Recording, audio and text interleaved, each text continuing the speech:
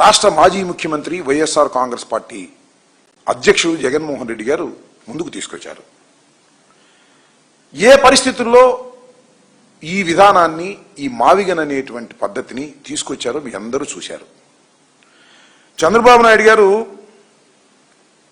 రాష్ట్రానికి రాజధాని లేకోకుండా చేసేటటువంటి ప్రయత్నం చేస్తున్నారు.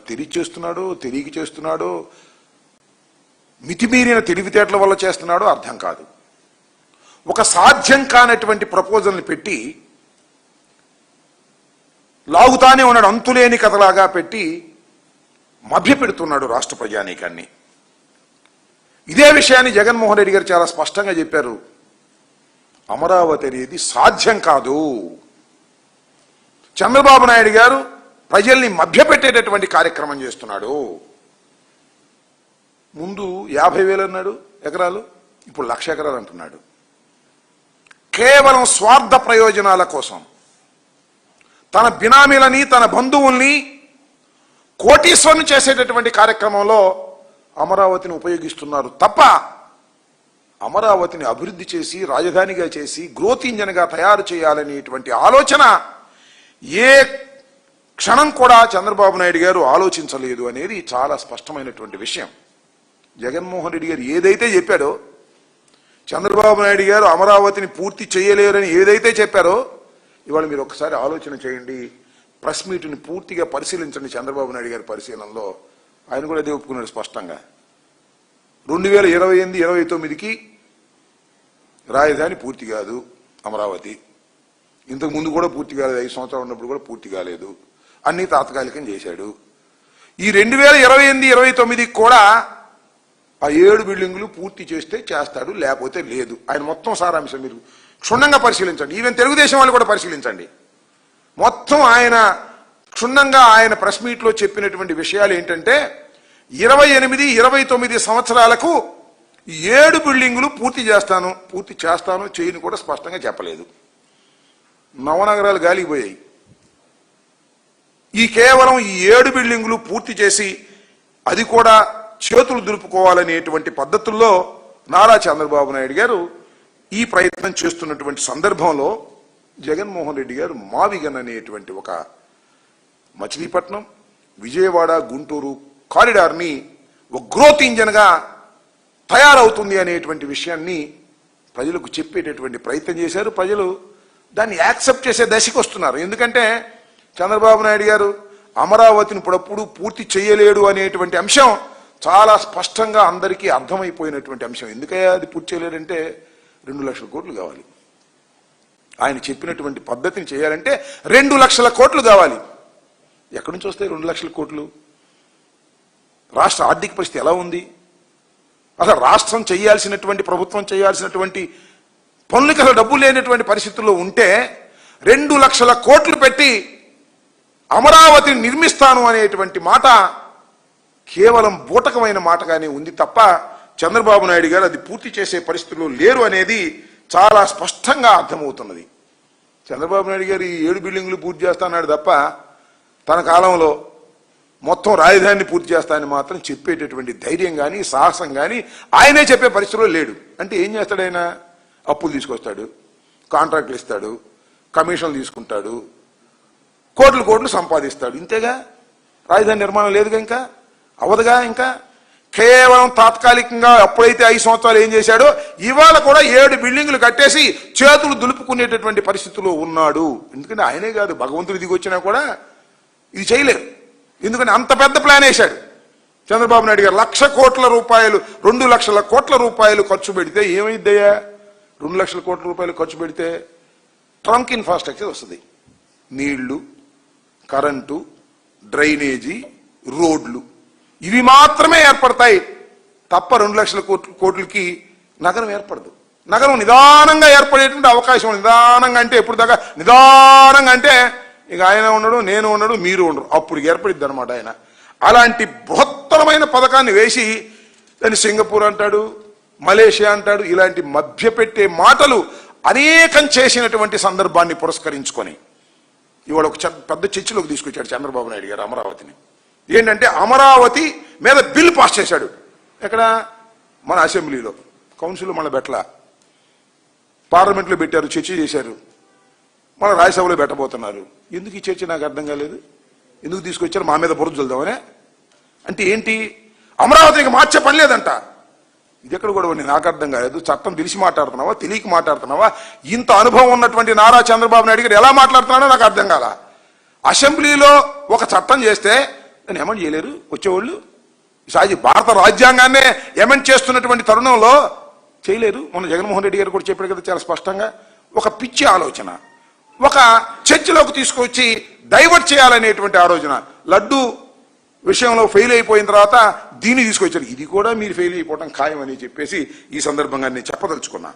దానిలోనే ఆ క్రమంలోనే జగన్మోహన్ రెడ్డి గారు మావిగన్ అనేటువంటి ఆలోచన తీసుకొచ్చారు. తీసుకురాగానే పాపం బాబు కొడుకులకి ఇద్దరికి భయం పట్టుకుంది. ప్రజలు దీని మీద ఆలోచన చేస్తున్నారు. మనం 1,00,000 ఎకరాలతో 2 లక్షల కోట్లతో నిర్మాణం జరగదని ప్రజలు నమ్ముతున్నారు. కాబట్టి ఈ మావిగన్ మీద చర్చలోకి జనం వస్తున్నారు. కాబట్టి దీన్ని ఏదో ఒక విధంగా గందరగోళం చేయాలని పాపం లోకేష్ గారు 1000 పేజీలు కొన్నాడు. 1000 పేజీలు 2,000 పేజీలు యూట్యూబ్లు కొన్ని ఉన్నాయి వాళ్ళకి సొంతంగా. దానిలో ట్రోలింగ్ చేయటం మొదలెట్టారు, బ్యాడ్ ప్రాపగాండా చేయటం మొదలెట్టారు. తంతే అది వాళ్ళకు ఉన్నటువంటి ఈనాడు, ఆంధ్రజ్యోతి, ఈ TV5, ఈటీవీ ఇవి కాదు, ఇంకా కొన్ని ఛానల్స్ కొనేసి దానిలో ట్రోల్ చేసేటటువంటి కార్యక్రమం చేస్తున్నారు. మీ ట్రోలింగ్లకి మేము భయపడతామా? నెంబర్ 1.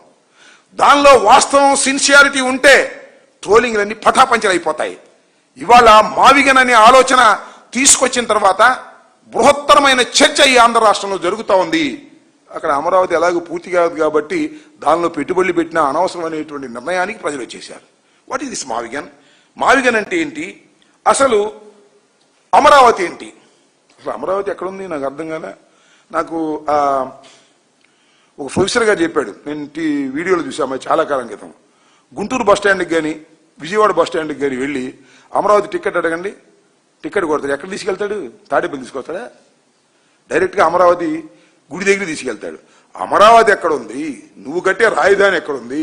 దానికి ఏదో సెంటిమెంట్గా అమరావతిని పెట్టి దాని దగ్గర గందరగోళం చేసి డబ్బులు కాజేయాలనేటువంటి దుర్బుద్ధి తప్ప అసలు నీకు సిన్సియారిటీ ఉందా అని నేను అడుగుతా ఉన్నా. చంద్రబాబు నాయుడు గారికి సిన్సియారిటీ లేదు. అసలు మావిగన్ను అమరావతి కాసేపు కొద్దిగా చర్చిద్దాం. 20,000 ఈ కారిడార్ మావిగన్ అనేది మచిలీపట్నం, విజయవాడ, గుంటూరు ఈ మొత్తం చూస్తే 9,536 చదరపు కిలోమీటర్ల మెగా విస్తీర్ణం. ఇదెంత ఉంది? అమరావతి 217 చదరపు కిలోమీటర్ల చిన్న విస్తీర్ణం కలిగింది. కేవలం 20,000 కోట్లతో మావిగన్ని పూర్తిగా అభివృద్ధి చేయొచ్చు. ఎందుకంటే ఆల్రెడీ ఇన్ఫ్రాస్ట్రక్చర్ ఉంది, ఆల్రెడీ బిల్డింగ్స్ ఉన్నాయి, ఆల్రెడీ రోడ్లు ఉన్నాయి, కొత్తగా నిర్మించాల్సిన అవసరం లేదు, ఎక్స్టెండ్ చేసుకుంటూ వెళ్ళొచ్చు. కేవలం 20,000 కోట్లతో మాత్రమే మావిగన్ నిర్మాణాన్ని పూర్తి చేసేటటువంటి అవకాశం ఉన్నది. మరి అక్కడ అమరావతిలో కేవలం మౌలిక సదుపాయాల కంటే నీరు, విద్యుత్తు, డ్రైనేజీ 2 లక్షల కోట్లు ఖర్చు పెట్టాలి. ఏంటిది నాకు అర్థం కాలేదు. ఆర్థికంగా చితికిపోతున్నటువంటి రాష్ట్రానికి ఇంత భారం అవసరమా అనేది ఆలోచించుకోవాల్సిన అవసరం ఉంది. అలాగే 3 జిల్లాలతో కూడిన డైనమిక్ పవర్ హౌస్ ఇది. 3 జిల్లాలతో కూడుకుంది. మచిలీపట్నం, ఎన్టీఆర్, గుంటూరు 3 జిల్లాలతో కూడుకున్నటువంటి డైనమిక్ పవర్ హౌస్ లాంటిది ఈ మావిగన్ అనేది. అదేంటి? ఒక చిన్న ప్రాంతం, ఇప్పుడే కాస్త అభివృద్ధి చెందించాలని ప్రయత్నం చేస్తున్నటువంటి ప్రాంతం. 60 లక్షల జనాభా ఉన్న విస్తృత కారిడార్ ఇది. మొత్తం మావిగన్ అనేది మేము చెప్పిన మావిగన్ 60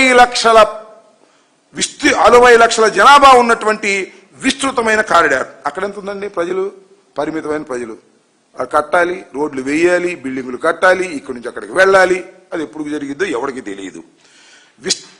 విస్తరించిన అభివృద్ధి మోడల్ ఇది. ఏది? మావిగన్ అనేది. ఈ కేంద్రీకృతమైన రాజధాని మోడల్ ఇది. ఇప్పటికే నిరూపితమైన పట్టణ శక్తి మోడల్ ఇది. ఏది? మావిగన్ అనేది. ఇది కేవలం గ్రీన్ ఫీల్డ్ మోడల్. అంటే కొత్తగా రోడ్లు వేయటం, కొత్తగా పునాదులు తీయటం, ఈ గ్రీన్ ఫీల్డ్ సంబంధించినటువంటి అంశం. అలాగే తక్కువ రిస్క్తో రెడీగా ఉన్న అభివృద్ధి ఎకో సిస్టమ్. ఈ మావిగన్ అనేది ఈ 3 చెప్పిన దానిలో తక్కువ రిస్క్, ఎక్కువ రిస్కే లేదు. ఆల్రెడీ ఇన్ఫ్రాస్ట్రక్చర్ రెడీ అయి ఉంది, ఎకో సిస్టమ్ రెడీ అయి ఉంది. ఇక్కడేంటి?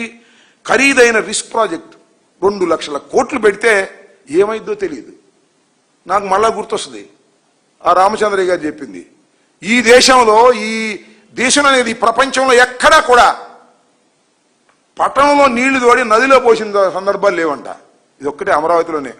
పట్టణంలో నీళ్లు తోడి నదిలో పోయాలి. నదిలో నుంచి నీళ్లు వచ్చి దీనిలో పట్టం కాదు, దీనిలోంచి దోసి దానిలో తోయాలి. అంటే అంత లోతట్టు ప్రాంతాన్ని చంద్రబాబు నాయుడు గారు ఎన్నుకున్నారు. దానికి కారణం ఆయన స్వార్థ ప్రయోజనాలు తప్ప మరొకటి కాదు. అలాగే నిరంతరం అభివృద్ధి చెందేటటువంటి ప్రాంతం ఇది. ఇదేంటి? భవిష్యత్తు వాగ్దానం, భవిష్యత్తులో అభివృద్ధి చెందుతునేటువంటి భావన కలిగించేటటువంటి ఒక ఊహ తప్ప అభివృద్ధి చెందుతుందో లేదో తెలియనటువంటి గందరగోళమైనటువంటి పరిస్థితులు. అనేక నగరాలతో ఆదాయం అందించే మోడల్ ఇది. అనేక రకాలతో ఆదాయాన్ని అందించే మోడలు ఇది. అమరావతి నగరంపైనే ఆధారపడి, కేవలం అమరావతి నగరం మీదే ఆధారపడి, అది కూడా లేదు ఇందాక నేను చెప్పినట్టుగా. కానీ ఇవి 3 నగరాలు. ఈ 3 నగరాలు కూడా ఎలా ఉన్నాయి? ఇప్పటికే రాష్ట్ర ఆర్థిక వ్యవస్థలో 16% భాగస్వామ్యం ఉంది ఈ 3 పట్టణాల్లో ఆదాయం. భవిష్యత్తు అభివృద్ధిపై ఇక్కడ ఆదాయం ఏంటంటే భవిష్యత్తు అభివృద్ధిపై ఆధారపడవలసినటువంటి పరిస్థితి. సమగ్ర లాజిస్టిక్స్ ఆధారిత రాజధాని ప్రాంతం ఇది. ఏది? మావిగన్. ఇది మాత్రం పరిమిత పాలనా కేంద్రం మాత్రమే. ఇంత డిఫరెన్స్ ఉందనేది ఈ విషయాన్ని నేను చెప్పదలుచుకున్నాను. కాబట్టి మావిగన్ అనేటువంటి ఒక ఆలోచన ఒక అద్భుతమైనటువంటి ఆలోచన. చాలా దురదృష్టం ఏంటంటే 2014లో రాష్ట్రం విడిపోయింది. ఇప్పటి వరకు పరిపూర్ణమైన రాజధాని లేనటువంటి దౌర్భాగ్యమైన పరిస్థితికి ఆంధ్ర రాష్ట్రం వచ్చిందంటే దానికి 100% కారణం చంద్రబాబు నాయుడు గారి తప్పిదాలు. ఆయన ఏదో చాలా పరిపాలనాధ్యక్షుడని ఆయన ఎన్నుకుంటే ఆయన అమరావతి లాంటి గ్రీన్ ఫీల్డ్ మోడల్ తీసుకురావాలని తాపత్రయపడి పెట్టి ఫెయిల్ అయిపోతున్నటువంటి సందర్భం. ఈ రెండవసారి అవకాశం ఇచ్చిన ఈ 5 సంవత్సరాల్లో కూడా ఆయన పూర్తి చేయలేనటువంటి పరిస్థితుల్లోకి ఇవాళ నెట్టబడిందనే విషయాన్ని ఇక్కడ మనం గుర్తుపెట్టుకోవాలని కూడా ఈ సందర్భంగా నేను చెప్పదలుచుకున్నాను.